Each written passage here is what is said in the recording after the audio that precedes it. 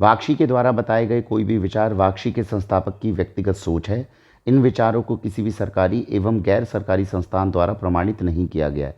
कृपया विचारों को अमल में लाने से पहले अपने नज़दीकी चिकित्सक से परामर्श अवश्य लें। भारत वंदे मातरम। वंदे मातरम दोस्तों, वाक्षी के समृद्धवाद विजन के अंतर्गत मैं वरुण कुमार आपका हार्दिक अभिनंदन करता हूँ। मेरे हाथ में है हिंगाष्टक चूर्ण। देखने में तो केवल एक चूर्ण लगता है और पहले भी कई तरह के चूर्ण जो है भारत में दिए गए हैं, लेकिन बहुत ही ज़्यादा इफ़ेक्टिव है। किसी किसी केस के अंदर ये आपके शरीर के अंदर आने वाली बेहद जटिल समस्याओं का निदान करने में अकेला ये चूर्ण कारगर है। बहुत इकोनॉमिकल है, बहुत आसानी से, और पहले मिलते थे, अब थोड़ा मिलावट का दौर आ गया तो इसलिए थोड़े से मिलने मुश्किल हो गए। अदरवाइज़ घर घर के अंदर ये पहले ही उपलब्ध होते थे। अब ये जैसा नाम बता रहे हैं हिंगाष्टक चूर्ण है, तो बेसिकली हींग से बना हुआ एक चूर्ण है। किस काम में आएगा? अगर आपको लगता है कि आपके पेट में कॉन्स्टिपेशन नहीं है, आपको कब्ज़ की समस्या नहीं है। अगर कब्ज़ की समस्या है तो हर वीडियो में हम बोलते हैं पहले कब्ज़ की समस्या का निदान करिए। ये ज़बरदस्ती आपने बीमारी पाल रखी है।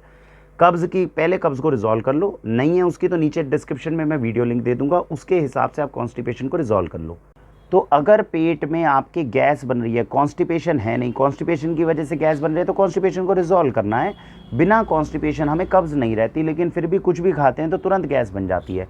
तो उसमें भी ध्यान रखना है। एक तो आप खाना अगर जल्दबाजी में खा रहे होंगे, खाना खाने के बाद पेट में गैस बनने का सबसे बड़ा रीज़न ये है, खाना खड़े होके खाना, जल्दबाजी में खाना, तेज़ तेज़ खाना, स्ट्रेस में खाना, तो पेट में गैस हमेशा बनेगी।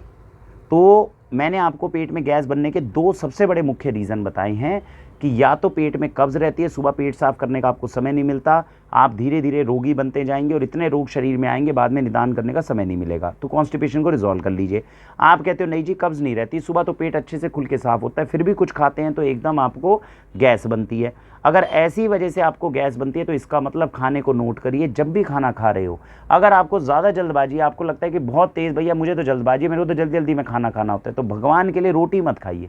दलिया लेकर जाइए, दलिया खा लीजिए, कोई दिक्कत नहीं है। सत्तू लेकर जाइए, पानी में घोलिए, पी लीजिए आप, अगर ज़्यादा जल्दी है। लेकिन अगर आप खाना खा रहे हैं तो सुख शांति से आराम से बैठकर प्रभु का नाम लेते हुए धीरे धीरे चबा चबा कर ही खाना खाना है।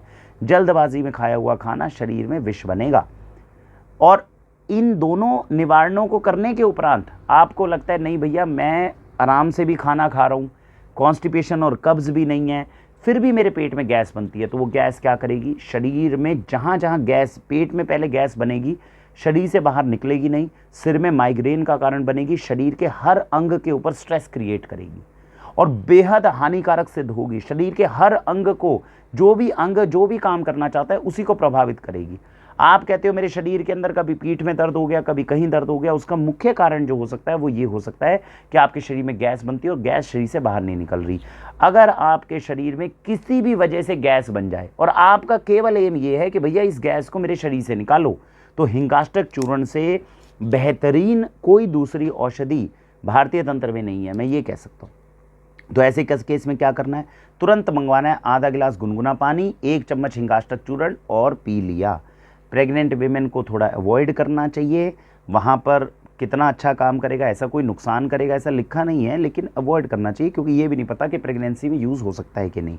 तो ऐसे केस के अंदर अगर एकदम गैस बनती है, वरना कोई भी व्यक्ति आपके परिवार में छोटे छोटा बड़े बड़ा, आपको लगा पेट में गैस बन गई, हमें गैस को शरीर से बाहर निकालना है, तो तुरंत गुनगुना पानी लीजिए आधा गिलास, उसमें 1 चम्मच इसका फाँकी मारिए, पानी से पी लीजिए, पेट से गैस रिलीज़ हो जाएगी, बाहर निकल जाएगी। लेकिन जैसा वीडियो की स्टार्टिंग में कहा, केवल सिम्टम, आयुर्वेद केवल ऊपर के सिम्टम का निवारण नहीं करता, वो गैस बनी क्यों इसका आपको सोचकर तर्क के अनुसार निवारण करना चाहिए। तो मैंने आपको 2 मुख्य रीज़न बताए थे। कब्ज़ होगी तो सारा दिन पेट में गैस बनेगी, हटा दो कब्ज़ को, गैस बननी बंद। आपको लगता है कब्ज़ नहीं हो रही है जी, मैं जल्दी जल्दी तेज़ तेज़ खाना खाता हूँ, उसको हटाना ज़रूरी है। एक और मुख्य कारण मैं बताना भूल गया पेट में गैस बनने का, वो ये है कि समय के साथ में कई बुज़ुर्ग लोग होते हैं, बुज़ुर्ग लोगों को कॉन्स्टिपेशन भी नहीं है, आप कह रहे हो तेज़ी से खाना भी नहीं खाते, फिर भी कुछ भी खाते हैं तो पेट में एकदम गैस बन जाती है। उस समय के साथ में उनकी जठर अग्नि कमज़ोर हो जाती है। अगर उस समय पे उनकी जठर अग्नि कमज़ोर हो रही है तो उस जठर अग्नि को मजबूत करने के लिए थोड़ा आप इसका उपयोग कर सकते हैं। इसको बोलते हैं, वैसे तो डिटॉक्स के नाम से हमारे पास में अवेलेबल है, लेकिन ये बनता है मेथी, काली जीरी और अजवाइन के उपयोग से।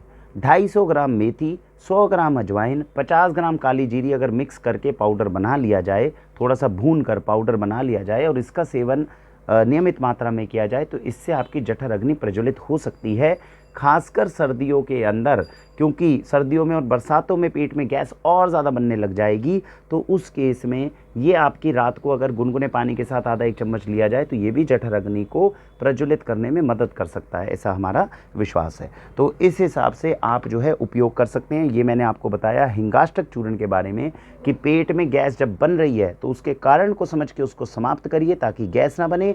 कभी भी गैस बन गई किसी भी कारण से और शरीर से निकालनी है तो हिंगाष्टक चूर्ण आपकी मदद करेगा। भारत वंदे मातरम।